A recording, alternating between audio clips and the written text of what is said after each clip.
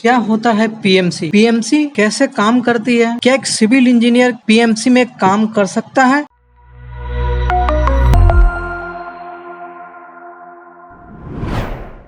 नमस्कार दोस्तों, मैं engineer Amarendra Bharati, corporate trainer और आपके लिए सिविल गुरुजी। आज के इस वीडियो में हम लोग बात करने वाले हैं पीएमसी प्रोजेक्ट मैनेजमेंट कंसल्टेंसी के बारे में। ये क्या चीज होती है, कैसे काम करती है, क्या एक सिविल इंजीनियर का फ्यूचर पीएमसी में हो सकता है, इन चीजों के बारे में पूरे डिटेल्स में हम लोग समझेंगे आज के इस वीडियो में। बने रहिए हमारे साथ इस वीडियो के अंत तक। सबसे पहले हम लोग समझते हैं पीएमसी होता क्या है, पीएमसी किस तरीके से काम करती है। A project management consultancy is a service to a company to optimise project management techniques, processes और ऑर्गेनाइजेशन। प्रोजेक्ट मैनेजमेंट का सबसे पहले full form project management consultancy होता है। ये क्या है, आपको यहाँ पे जो एक पीएमसी एक सर्विस है, ये कैसा सर्विस प्रोवाइड करती है? ये सर्विस है जो कि कंपनी को प्रोवाइड करती है उसकी प्रोजेक्ट मैनेजमेंट को लेके। कैसा उसका प्रोजेक्ट मैनेजमेंट का टेक्निक्स होगा, प्रोजेक्ट मैनेजमेंट का प्रोसेस को किस तरीके से हैंडल करती है और साथ साथ उसको ऑर्गेनाइज कैसे करती है, इन चीजों के बारे में बताता है आपका PMC. PMC service can deliver एवल्यूएशन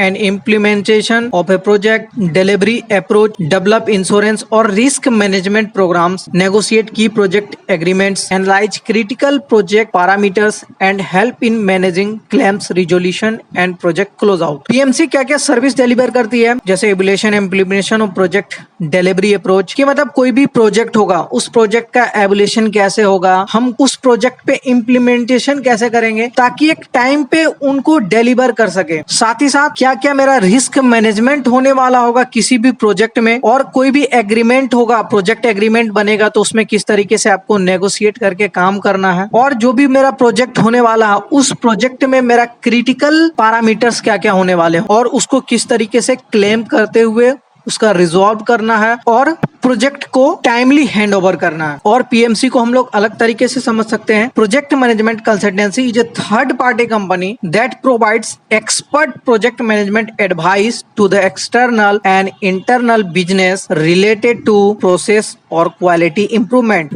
मतलब जैसे कि हमारा क्लाइंट होता है और दूसरा हमारा कॉन्ट्रैक्टर हुआ, ये first party and second party हो गए, एक को काम करवाना है दूसरे को काम करना है। यहाँ पे एक तीसरा पार्टी आता है, थर्ड पार्टी, जिसको कि हम लोग पीएमसी बोलते हैं, प्रोजेक्ट मैनेजमेंट कंसल्टेंसी। ये क्या है, एक थर्ड पार्टी है जो कि प्रोवाइड करता है एक्सपर्ट प्रोजेक्ट मैनेजमेंट। किस चीज में? वो आपके प्रोजेक्ट में उस प्रोजेक्ट से रिलेटेड उसके प्रोसेस और उसकी क्वालिटी इंप्रूवमेंट के बारे में, उसकी मैनेजमेंट के बारे में, इन चीजों पे जो थर्ड पार्टी ध्यान दे रही है उसी चीज पे ये काम करती है आपकी पीएमसी। जस्ट एज इसको एग्जांपल से समझे तो जैसे कि अब कोई भी स्टूडेंट है, उसने 12th पास कर ली। 12th पास करने के बाद क्या है, वो अपनी फ्यूचर प्लानिंग सोचता है। अगर वो इंजीनियर बनना चाह रहा है तो इंजीनियरिंग की तैयारी करने के लिए उसे गाइडेंस की जरूरत पड़ेगी, तो वो किसी ना किसी इंस्टीट्यूशन में जाके एडमिशन लेते हैं। तो जो इंस्टीट्यूशन होता है वो क्या करता है, उनको गाइड करता है, गाइडेंस प्रोवाइड करता है, असिस्टेंट प्रोवाइड करता है, उसकी तैयारी करवाता है ताकि वो एक अच्छा इंजीनियर बन सके, अच्छे कॉलेज तक पहुंच पाए। तो सेम उसी तरीके से काम करता है आपका पीएमसी। क्लाइंट अगर कोई काम करवाना चाह रहा और कोई कॉन्ट्रैक्टर काम करना चाह रहा तो उसके काम में एक क्वालिटी को मेंटेन करते हुए एक अच्छे तरीके से हर एक काम को करे, उसके लिए क्लाइंट पीएमसी को हायर करता है और पीएमसी उन चीजों पे ध्यान देता है। अब समझते हैं कि पीएमसी कैसे काम करती है और ये क्या ये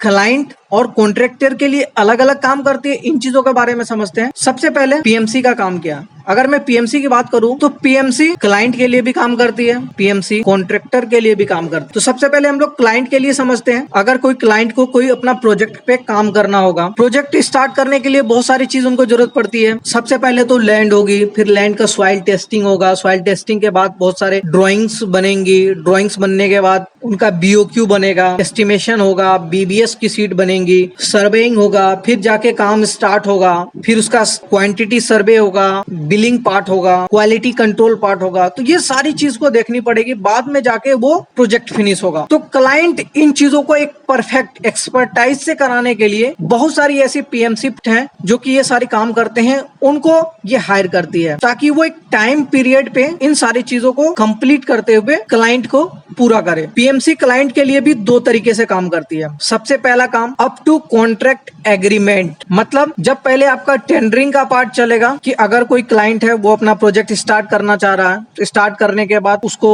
टेंडरिंग प्रोसेस तक जाना होगा, तो ये पीएमसी टेंडरिंग प्रोसेस तक का भी काम लेती है कि मैं आपको सारे काम करवा के दे देता हूं। आप जैसे ही आप टेंडरिंग हो जाएगा तो आप किसी कॉन्ट्रैक्टर को कॉन्ट्रैक्ट देके आप काम करवा सकते हैं। और दूसरा क्या है, दूसरा कि कोई भी प्रोजेक्ट होगा उसके बिगिनिंग से लेके वो जब तक हैंड ओवर ना हो जाए तब तक पीएमसी क्लाइंट के लिए काम करती है। तो इसके चार्जेस लेती है। जैसे अगर कोई काम स्टार्ट करना हो बिगिनिंग से लेके हैंड ओवर तक तो उसकी ये चार्जेस लेती है। जो हमारा बीओक्यू बनेगा, जो बिल अमाउंट होगा उसका कुछ परसेंटेज फिक्स कर देती है। जैसे कि 5% फिक्स कर दिया।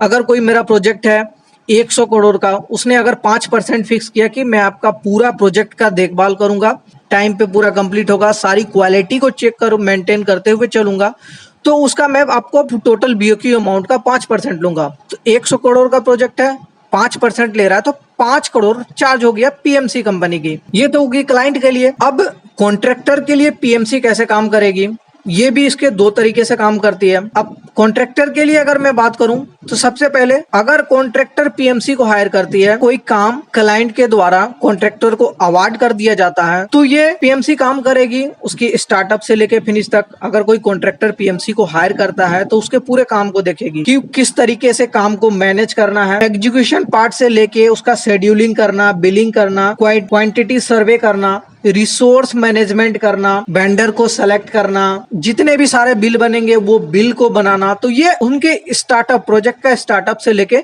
फिनिश तक काम करेगा।